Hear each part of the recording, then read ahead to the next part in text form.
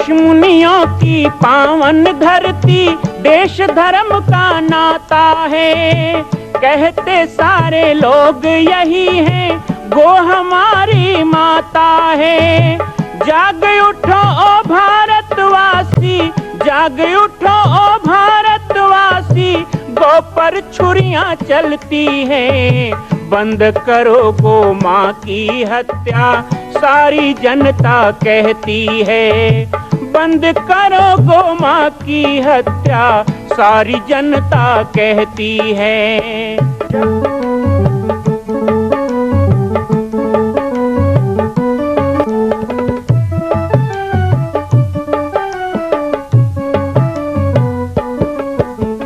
जगह जगह पर बूचड़ खाना, लाखों गौएं कटती हैं।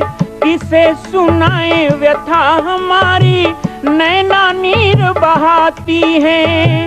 रक्षा करना गौ माता की, रक्षा करना गौ माता की, गीता ज्ञान सिखाती है। बंद करो गो माँ की हत्या, सारी जनता कहती है। बंद करो गो माँ की हत्या, सारी जनता कहती है।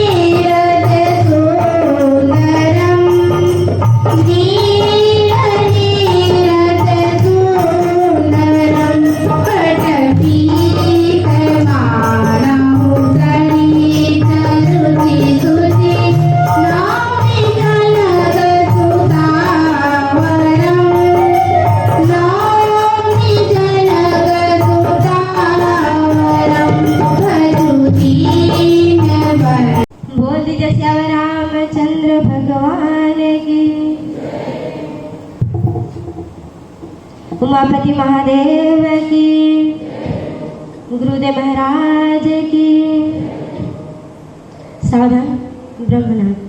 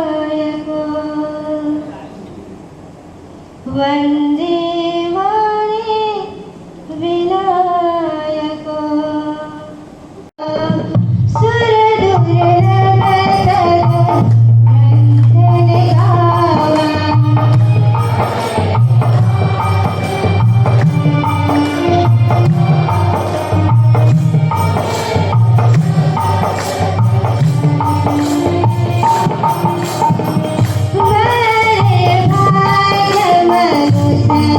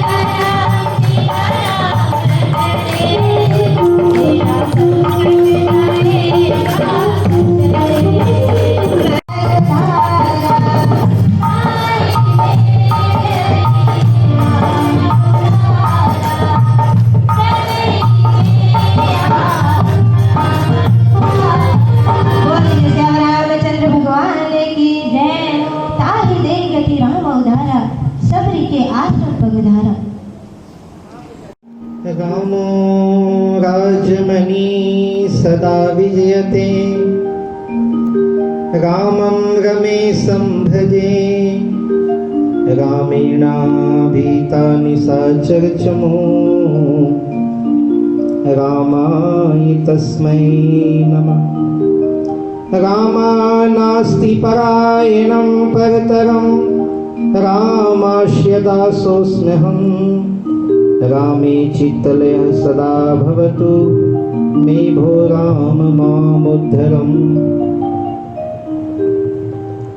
दो पंक्ति है गुनगुनाऊंगा, आनंद लेने के लिए आप सबके बीच में आया हूं। मैं आज कथा करने नहीं आया हूं और आप लोग भी गुनगुनाएं, आनंद लें। ईश्वर अपने साथ है, डरने की क्या बात है। ईश्वर अपने साथ है, डरने की क्या बात है। सदा सफलता साथ हमारी, सदा सफलता साथ हमारे। हाथ में उसके हाथ है, ईश्वर अपने साथ है, तो डरने की क्या बात है।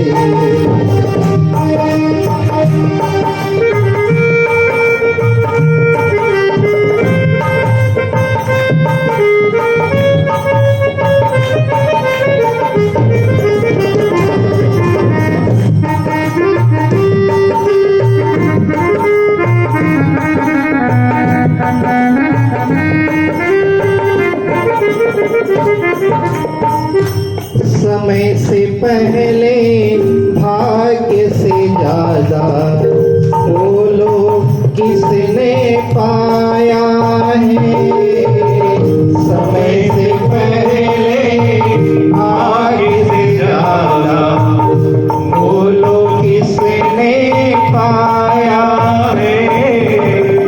जो तेरा है तुझे मिला है, जो तेरा है तुझे मिला है, कोई तो छीन न पाया है। और हमारा जीवन क्या है, आप सबके लिए बोल रहा हूं। जीवन प्रभु सौगात है, बोलिए। जीवन प्रभु सौगात है, डरने की क्या बात है। ईश्वर अपने साथ है, डरने की क्या बात है। सदा सफलता साथ हमारे, सदा सफलता साथ हमारे। हाथ में उसके हाथ है। अयोध्या में सबसे पहली बार मैंने प्रशिक्षण देखा, भैया बहनों से बातचीत की, वहाँ रहा मैं 7 दिन रहा। उसके बाद 3 बार, एक बार झारखंड में, एक बार उत्तर प्रदेश में और एक बार महाराष्ट्र में सिंधुदुर्ग में, 3 बार ऐसे ही कार्यक्रम में जहां पर भैया बहनों के बीच बोलने का, उनके साथ बातचीत करने का मुझे मौका मिला। छत्तीसगढ़ में ये मौका दूसरी बार मिल रहा है। कुछ दिन पहले हम जसपुर जिला के प्रवास में थे, तो हमारे भैया बहन छत्तीसगढ़ के 36 भैया बहन वहां मिले थे। हासनी बहन ने बहुत अच्छी बात कही कि 1 महीना का अनुभव, गायत्री शक्तिपीठ में इस प्रकार का आयोजन, यहाँ पर कथा और तपस्या का समागम हो गया। तपोभूमि में कथा, इससे बढ़िया कुछ होता नहीं है। तो बड़े अच्छे संकल्प आपके मन में आए हैं बहन, और आपने कहा कि आप शक्तिपीठ का निर्माण अपने क्षेत्र में और यज्ञ का प्रचार करेंगी। और सबसे बढ़िया बात जो मुझे लगा, सबसे बढ़िया बात कि आपने दंड प्रशिक्षण लिया। जिस भगवान राम की आप कथा करने वाले हैं उनके हाथ में क्या है? धनुष बाण है ना।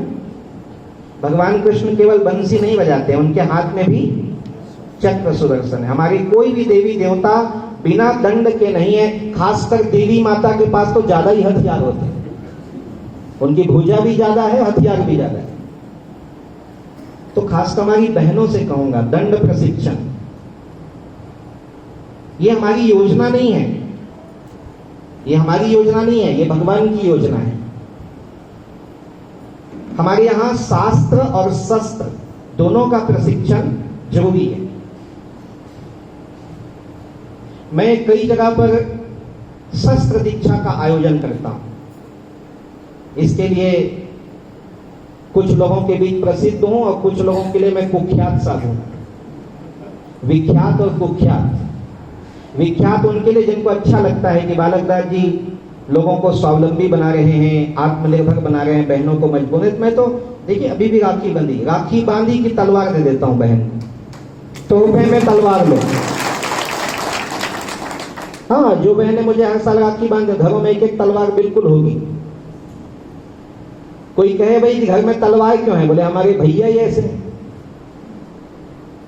तो दंड चलाना, शस्त्र का ज्ञान रखना, बोलने से कोई लक्ष्मीबाई नहीं बनेगी, दुर्गावती नहीं बनेगी। ये सब शास्त्र और शस्त्र दोनों में पारंगत थी। हमें विद्रोह नहीं करना है, लेकिन जो हमारे धर्म का द्रोह करे उनको क्षमा भी नहीं करना है। उनके लिए दंड का प्रावधान है और पहला अधिकार माताओं का है, बाद में भैया लोगों का है, बहनों को ज्यादा है। तो कभी समय पड़े और आवश्यकता हो तो इस भाई को आप याद करेंगे तो शस्त्र दीक्षा में आप लोगों को पारंगत किया जाएगा और शस्त्र भी आप लोगों को दिया जाएगा, जो आपके घरों में पूजा स्थान में सुरक्षित रहेगा। जब भी समाज और देश धर्म पे संकट आए तो उसका आवाहन किया जाएगा, दशहरे में शस्त्र पूजन में उसे निकाला जाएगा।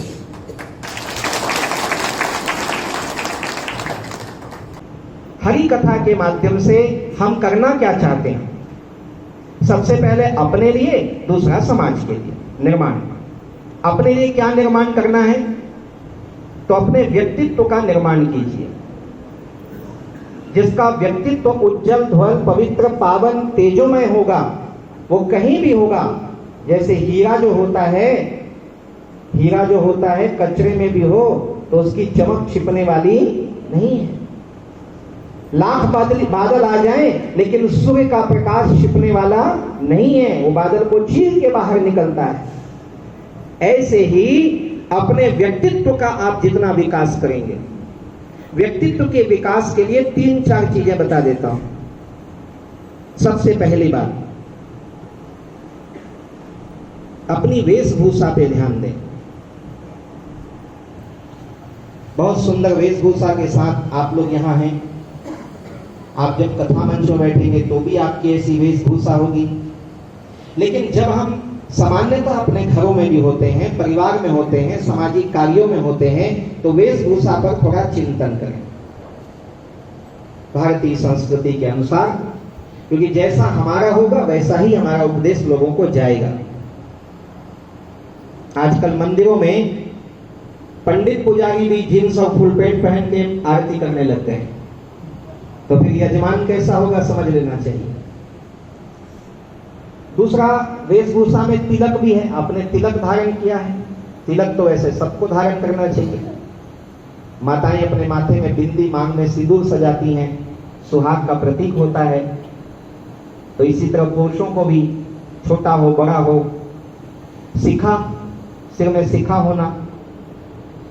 ये हम लोग वैसे कथाकार नहीं, आजकल जैसे प्रोफेशनल चल रहे हैं, वो मंच में आएंगे तभी मेकअप करते हैं, बकायदा उनका मेकअप करने वाला होता है। इसको कथाकार बनाओ, मूर्ख बैठने वाला है मंच, उसके पहले वो ऐसे ही रहता है। शिखा नहीं होती, कुछ नहीं होता। शिखा सूत्र रहित लोग में जाति की बात नहीं करता। भगवान की कथा के लिए ब्राह्मण होना आवश्यक नहीं है। लेकिन व्यक्तित्व आपका वैसा होना चाहिए कि आप एक योग्य कथाकार समाज के बीच में स्थापित हो सके। उसके लिए छोटी छोटी बातों को ध्यान देना, अपनी वेशभूषा से लेकर के, अपने भाषा से लेकर के, और दूसरा है वक्तव्य शैली। ये अपने लिए दो चीज समझिएगा, व्यक्तित्व और वक्तव्य। इसी दो विषय पर आप लोगों के बीच में आने वाला हूं। बीच बीच में मैं दो ही विषय लूंगा, मेरा दो ही सब्जेक्ट होगा। आप बाकी सब यहाँ सीखेंगे पढ़ेंगे, उस पे नहीं। आप लोगों की जिज्ञासाएं लूंगा और व्यक्तित्व और वक्तव्य शैली पर ही, क्योंकि ये दो चीज की कमी हमारे देश में बहुत ज्यादा है। आज हम धर्मांतरण की बात करते हैं, ईसाई लोग आते हैं, उनके पास दो ही चीज तो है, उन्होंने अपना व्यक्तित्व बनाया हुआ है और वक्तव्य शैली है, बोलने में बड़े माहिर है। ऐसी मीठी मीठी बातें करेंगे, घुमा फिरा के बातें करेंगे, तर्क देंगे और उसमें लोग उलझ जाते हैं। वो तो झूठ का सहारा लेते हैं, हमें तो सत्य है, हमारे पास तो सत्य का संबंध है। यत्र योगेश्वरो कृष्ण यत्र पार्थो धनुर्धर। हमारे पास रामायण भागवत साक्षात भगवान राम और कृष्ण है और हम अर्जुन की तरह वहां पर साधनारत लोग हैं, तो हमारे लिए तो ये विजय पथ है। हम सत्य के पक्ष में रहकर भी क्यों पराजित होते हैं, क्यों कम हो जाते हैं, क्यों कमजोर पड़ जाते हैं? क्योंकि हमारा वक्तव्य शैली थोड़ा कमजोर है। तो भाषा पे अपना अधिकार जमाइए, भाषा पे अधिकार जमाइए। मैं बिल्कुल नहीं कहूंगा कि हिंदी पे ही अधिकार जमाइए, है ना। कभी कभी हम हिंदी इतना बोलने लग जाते हैं कि हमारी हिंदी बिगड़ जाती है, क्योंकि हमारा स्वभाव नहीं। गोस्वामी तुलसीदास जी ने हिंदी में लिखा क्या रामायण को? तो फिर इतना प्रसिद्ध क्यों हो गया रामचरितमानस? रामचरितमानस से बड़ा प्रसिद्ध विश्व में कोई ग्रंथ, विश्व में इतना प्रिय, इतना, मतलब जब रामानंद सागर ने रामायण सीरियल बनाया और जब मुस्लिम देशों में महिलाओं ने उसको देखने के लिए बुर्का हटा दिया तो विरोध हुआ। मुसलमानों ने कहा बुर्का डाल के रखो, बोले मानस का प्रभाव रहा। वो रामायण जो जाति पंथ मजहब से ऊपर उठकर हृदय में जाके चोट करती है, वो रामायण जिसको एक सामान्य से, अभी रेखा बहन सुना रही थी, हमारी आंख में आंसू आ गए। वो रामचरितमानस जो व्यथा की कथा है, जो संपूर्ण समाज की व्यवस्था की कथा है, वो इतना क्यों समुत्पन्न है, क्यों इतना समृद्ध है? इसका कारण एकमात्र यही है कि तुलसीदास जी ने रचना के लिए रचना नहीं की, तुलसीदास जी ने उसको लिखने के लिए नहीं लिखा। तुलसीदास जी ने बस जो अनुभव किया वो बोल दिया, जैसी भाषा थी वैसा बोल दिया, ग्राम्य भाषा में लिख दिया। ये हिंदी है क्या? यहाँ कुम्हर बतिया को नाही जे तर्जनी देख कुप मुरझानी, ये हिंदी है, ये ग्राम्य भाषा है।